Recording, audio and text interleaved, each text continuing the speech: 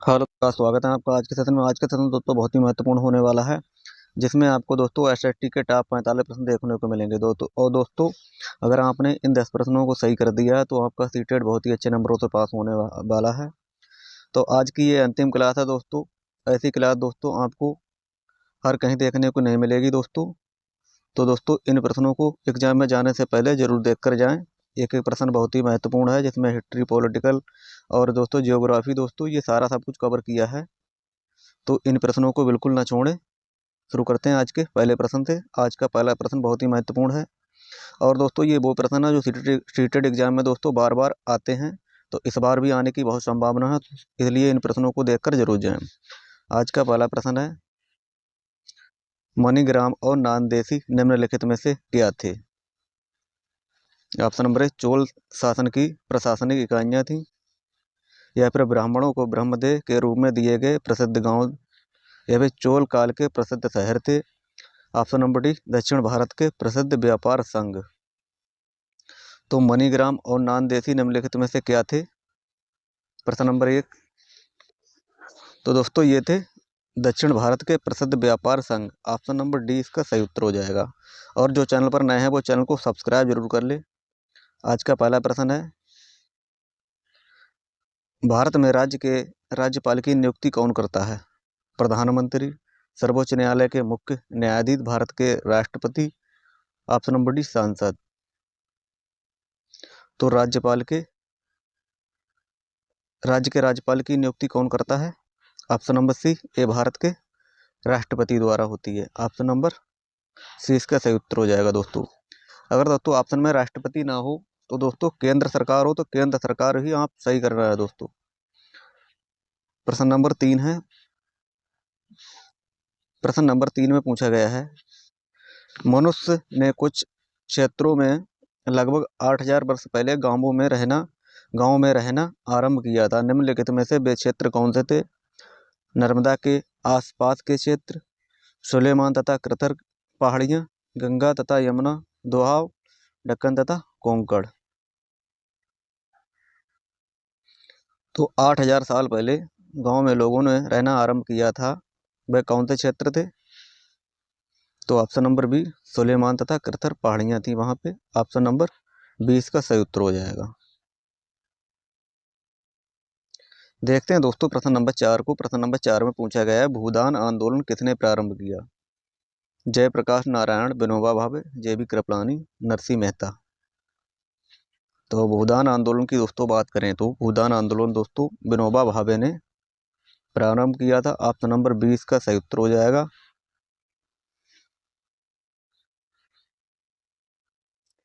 प्रश्न नंबर 5 देखते हैं। प्रश्न नंबर 5 में है, जन स्वास्थ्य के क्षेत्र में कोस्टा रिका उपागम किसे कहा गया है?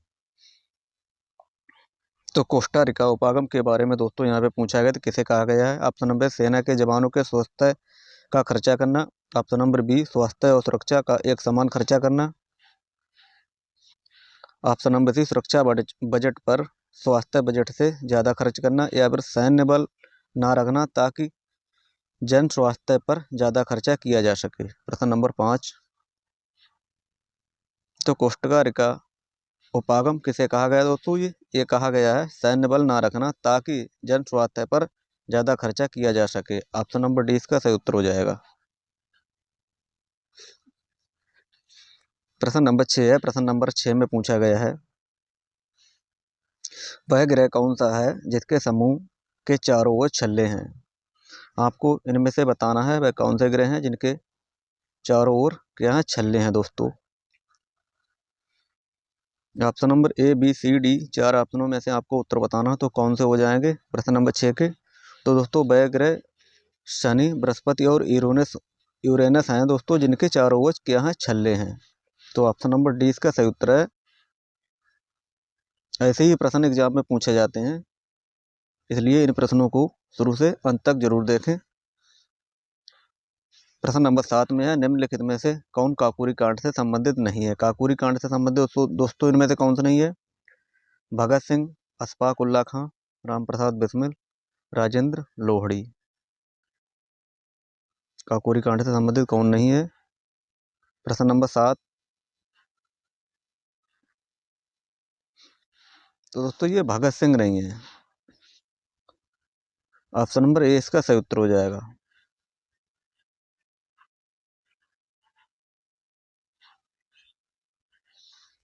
निम्नलिखित में से निम्नलिखित क्षेत्रों में से किसमें चिनूक स्थानीय पवन चलती हैं? Prairie, savanna, pampas, veld. प्रश्न नंबर 8, चिनूक स्थानीय पवन कहाँ पे चलती हैं दोस्तों? प्रश्न नंबर 8 में पूछा गया है। तो ये पेरी में चलती हैं। ऑप्शन नंबर ए इसका सही उत्तर हो जाएगा, पेरी।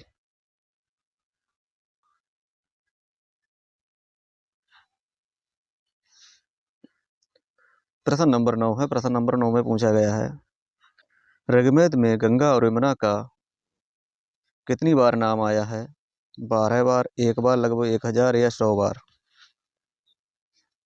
प्रश्न नंबर 9, तो दोस्तों सिर्फ इसमें 1 बार नाम आया है। ऑप्शन नंबर 20 का सही उत्तर हो जाएगा। और दोस्तों वह कौन सी नदी है जिसका कई बार नाम आया है? उसका उत्तर आपको कमेंट बॉक्स में बताना है। प्रश्न नंबर 10 है। प्रश्न नंबर 10 में पूछा गया है, लोकसभा के लिए कितने सदस्य मनोनीत हो सकते हैं? 1 भी नहीं, 2, 4 या 12। प्रश्न नंबर 10, तो लोकसभा के लिए कितने सदस्य मनोनीत हो सकते हैं? तो दोस्तों ये 2। ऑप्शन नंबर 20 का सही उत्तर हो जाएगा, 2। प्रश्न नंबर देखते हैं 11। प्रश्न नंबर 11 में पूछा गया है, निम्नलिखित निम्न में से वायुमंडल की कौन सी परत वायुयान उड़ाने के लिए आदर्श है? समताप, बाह्यमंडल, क्षोभमंडल, आयनमंडल। प्रश्न नंबर 11 है। तो वायुमंडल उड़ाने के लिए दोस्तों सप्ताह मंडल दोस्तों ये सबसे अच्छी परत है। तो ऑप्शन नंबर ए इसका सही उत्तर हो जाएगा। ऑप्शन नंबर ए क्षोभमंडल, समताप मंडल इसका सही उत्तर हो जाएगा। प्रश्न नंबर 12 है। प्रश्न नंबर 12 में पूछा गया है, भारत द्वारा निम्नलिखित में से किस प्रणाली को अपनाया गया? किस शासन प्रणाली को अपनाया गया? राष्ट्रपति और संघीय, राष्ट्रपति और एकात्मक, संसदीय और संघीय, संसदीय और एकात्मक।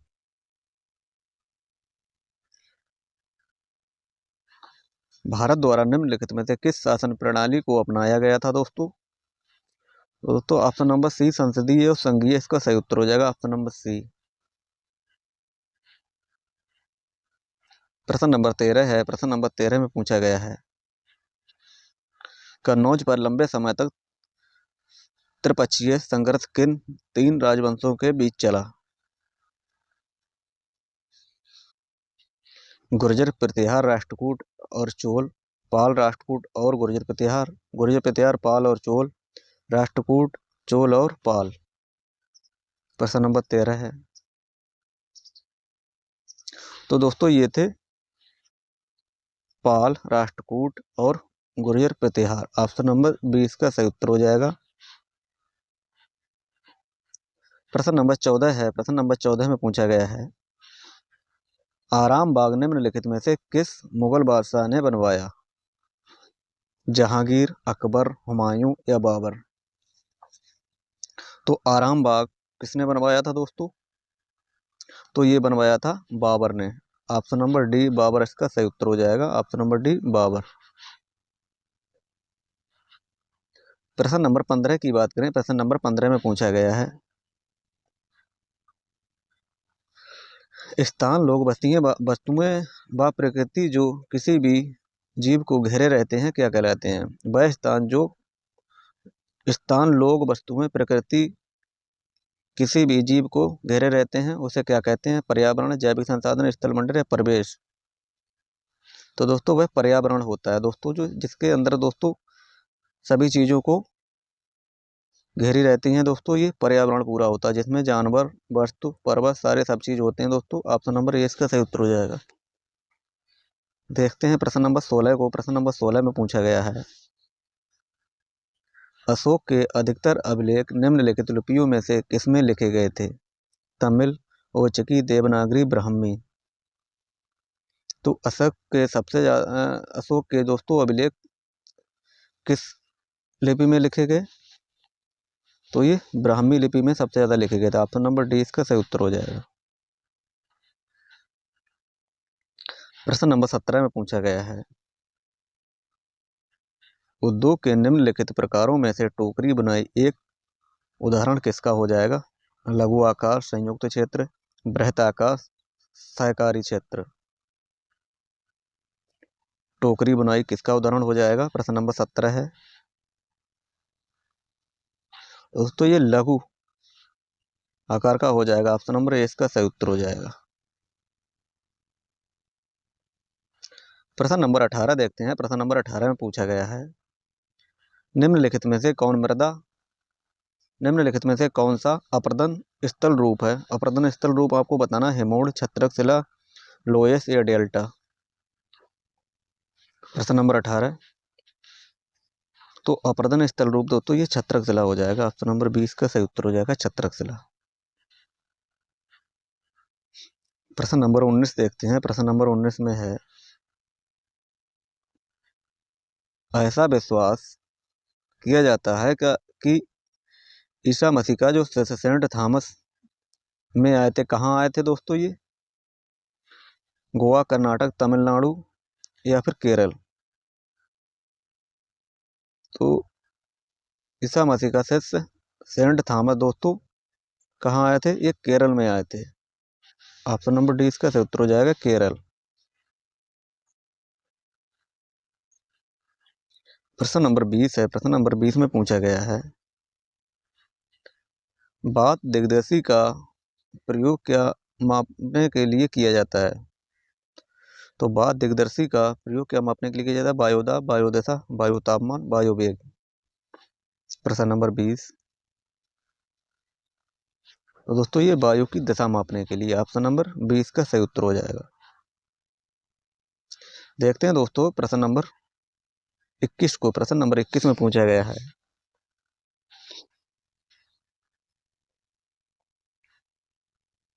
निम्नलिखित में से कौन सी शिक्षण सहायक सामग्री महाद्वीपों में अनुपातिक क्षेत्र एवं आकार को दर्शाने में सर्वाधिक उपयुक्त है? विश्व का राजनीतिक मानचित्र, विश्व का प्राकृतिक मानचित्र, ग्लोब या उपरोक्त में से कोई नहीं। प्रश्न नंबर 21, तो दोस्तों वह ग्लोब के द्वारा दोस्तों ये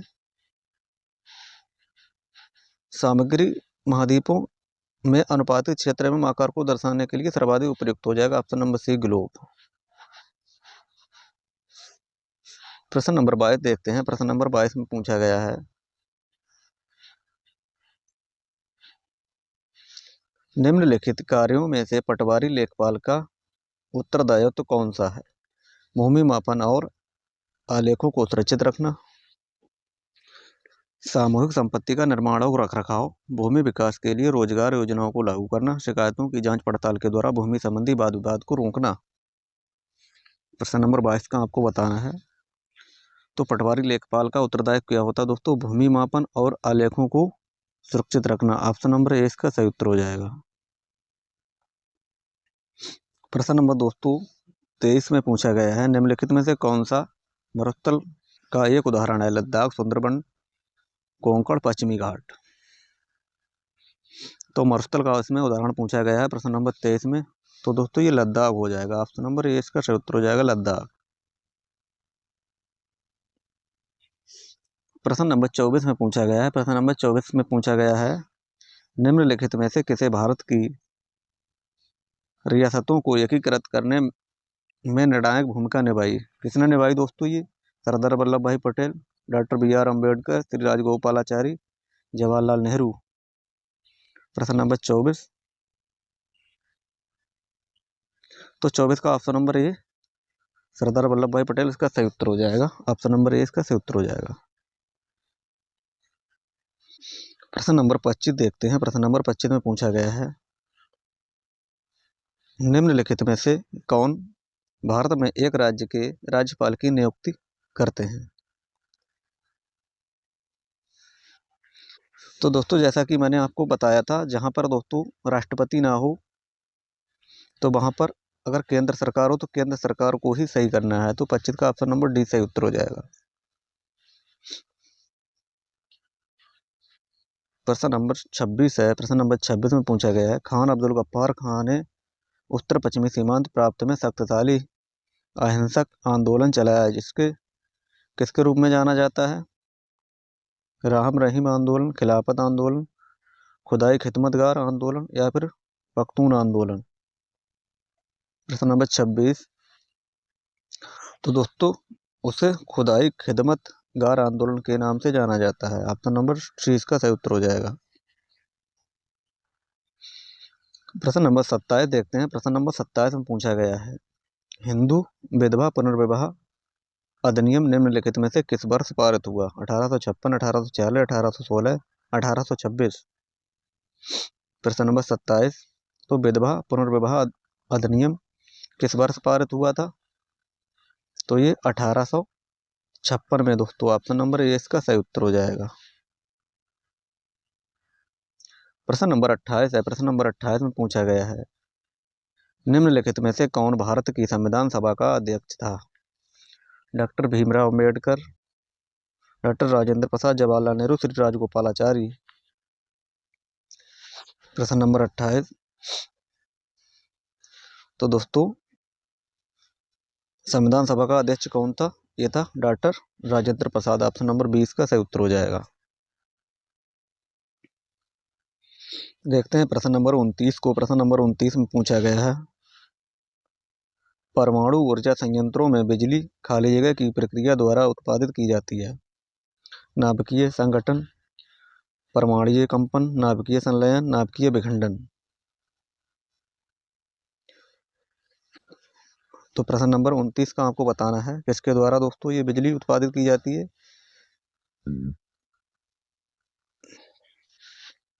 तो ये नाभिकीय विखंडन के द्वारा। ऑप्शन नंबर डी इसका सही उत्तर हो जाएगा। प्रश्न नंबर 30 है। प्रश्न नंबर 30 बहुत ही महत्वपूर्ण है, जो दोस्तों हर बार पूछा जाता है।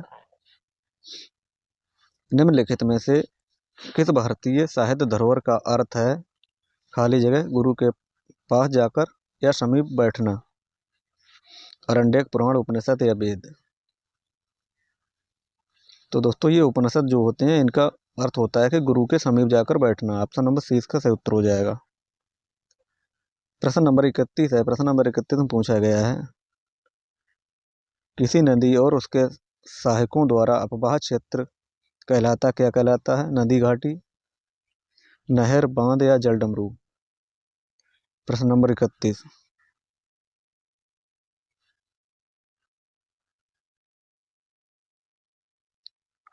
तो दोस्तों प्रश्न नंबर 31 का दोस्तों आपको उत्तर बताना है, तो ये हो जाएगा नदी, घाटी। ऑप्शन नंबर ए इसका सही उत्तर हो जाएगा।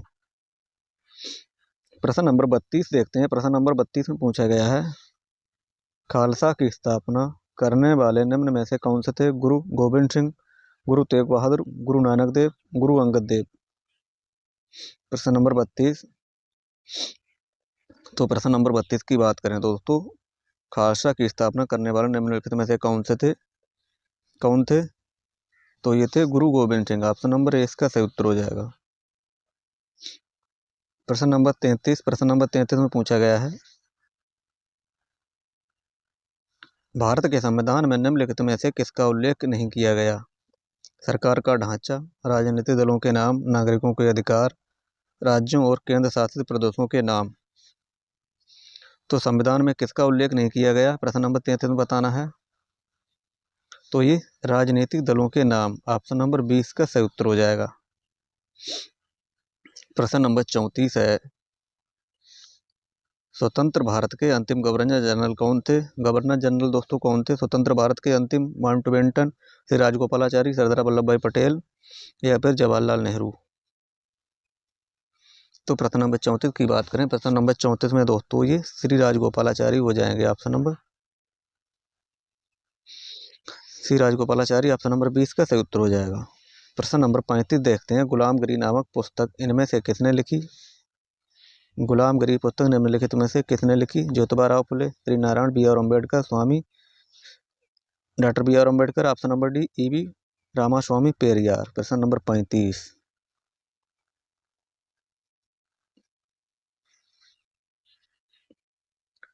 तो दोस्तों प्रश्न नंबर 35 में आपको बताना है प्रश्न नंबर 35 में क्या हो जाएगा। तो दोस्तों ये ज्योतिबा फुले के द्वारा ये गुलामगिरी पुस्तक लिखी गई थी। ऑप्शन नंबर ए इसका सही उत्तर हो जाएगा। प्रश्न नंबर 36 देखते हैं। प्रश्न नंबर 36 में दोस्तों पूछा गया है, निम्नलिखित में से किसे पृथ्वी के फेफड़े कहा गया है। प्रश्न नंबर 36 में पृथ्वी के फेफड़े किसे कहा जा गया है दोस्तों। ब्राजील के उष्णकटिबंधीय सदाबहार वन, मध्य अमेरिका उष्णकटिबंधीय पर्णपाती वन, या चीन के शीतोष्ण सदाबहार वन, या चिली के शीतोष्ण पर्णपाती वन। तो पृथ्वी के फेफड़े किसे कहा गया है प्रश्न नंबर 36 का। ऑप्शन नंबर ए ब्राजील के उष्णकटिबंधीय सदाबहार वन को कहा गया है। ऑप्शन नंबर ए इसका सही उत्तर हो जाएगा। प्रश्न नंबर 37 है, ये किसने लिखा है कि रजिया अपने भाइयों से कहीं अधिक योग्य तथा सक्षम थी। अलबरूनी, बदायूनी, मिनाज सिराज ने, या जलालुद्दीन बरनी ने। प्रश्न नंबर 37। तो दोस्तों ये किसने लिखा है, ये लिखा है मिनहाज सिराज ने, कि जो है रजिया है अपने भाइयों से कहीं योग्य और सक्षम थी। ऑप्शन नंबर सी इसका सही उत्तर हो जाएगा। प्रश्न नंबर 38 की बात करें। प्रश्न नंबर 38 में पूछा गया है, ग्रीनविच माध्य समय तथा भारतीय प्रमाण समय के बीच समय अंतराल कितना है। 4.5 घंटा, 5.5, 6, या 6.5, 6 घंटे 30 मिनट दोस्तों। तो ग्रीनविच माध्य समय तथा भारतीय प्रमाण समय के बीच कितना अंतर है प्रश्न नंबर 38 का बताना है आपको। तो ये 5 घंटे और 30 मिनट का अंतर है। ऑप्शन नंबर 20 का सही उत्तर हो जाएगा। प्रश्न नंबर 39 है। प्रश्न नंबर 39 में पूछा गया है, रक्षक मेखलाएं मदद करती हैं। क्या मदद करती हैं दोस्तों ये। अवनलिकाओं को बनने से रोकने और मृदा क्षय को बचाने में, या पवन की गति को रोकथाम तथा मृदा आवरण के संरक्षण में, मृदा में नमी बनाए रखने में, मृदा के ऊपर से जल के प्रभाव को मंद करने में। नंबर 39 है। तो प्रश्न नंबर 39 में दोस्तों ये रक्षक मेखला क्या मदद करती हैं। ये करती हैं पवन की गति की रोकथाम तथा मृदा आवरण के संरक्षण में। ऑप्शन नंबर 20 का सही उत्तर हो जाएगा। प्रश्न नंबर 40 है,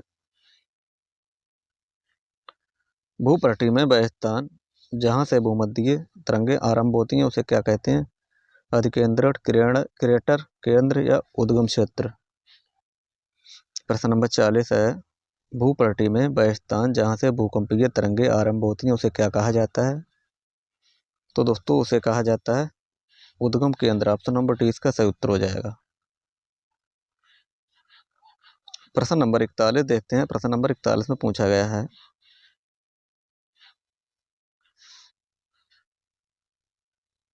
निम्नलिखित में से कौन सा क्षेत्र प्राचीन काल में मगध के नाम से जाना जाता है। गंगा तथा दक्षिणी क्षेत्र, गंगा तथा यमुना के मध्य का क्षेत्र, गंगा तथा उत्तरी क्षेत्र, यमुना तथा चंबल के मध्य का क्षेत्र। कौन सा क्षेत्र जो मगध के नाम से जाना जाता है प्रश्न नंबर 41 में। तो दोस्तों वह हो जाएगा गंगा का दक्षिणी क्षेत्र। ऑप्शन नंबर ए इसका सही उत्तर हो जाएगा। प्रश्न नंबर 42 देखते हैं। प्रश्न नंबर 42 में है, सभी भारतीयों को मतदान का अधिकार होना चाहिए चाहे उनका सामाजिक आर्थिक स्तर कुछ भी हो। ये विचार किसके द्वारा रखा गया। Mahatma Gandhi, doctor Rajendra Prasad, B R. अम्बेडकर, जवाहरलाल नेहरू।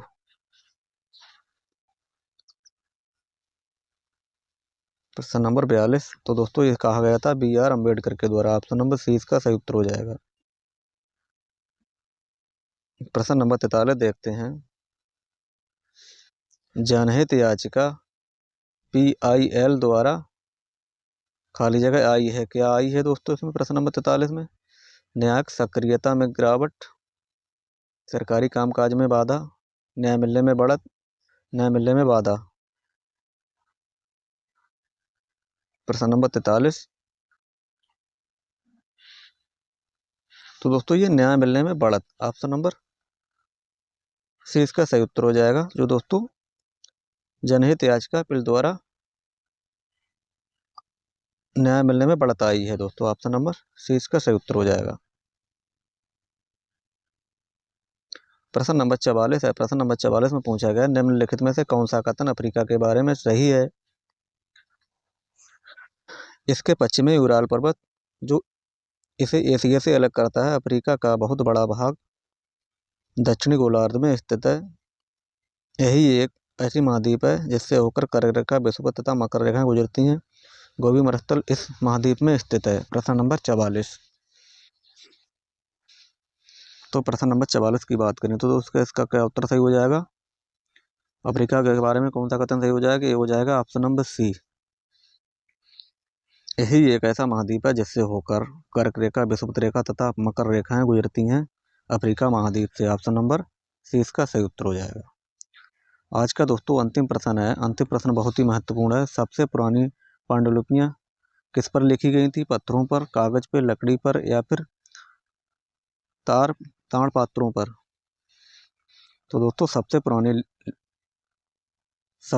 ये पुरानी दोस्तों पांडुलिपियां किस पर लिखी गई थी, तो ये लिखी गई थी ताड़ पत्रों पर।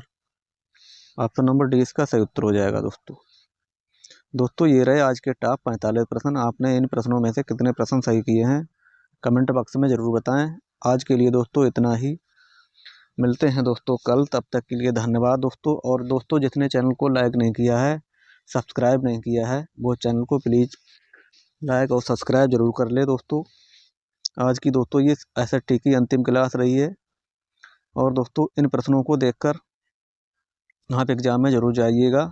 एग्ज़ाम में दोस्तों आपको हूबहू ऐसे ही प्रश्न देखने को मिलेंगे। आज के लिए इतना ही दोस्तों, मिलते हैं कल, तब तक के लिए धन्यवाद।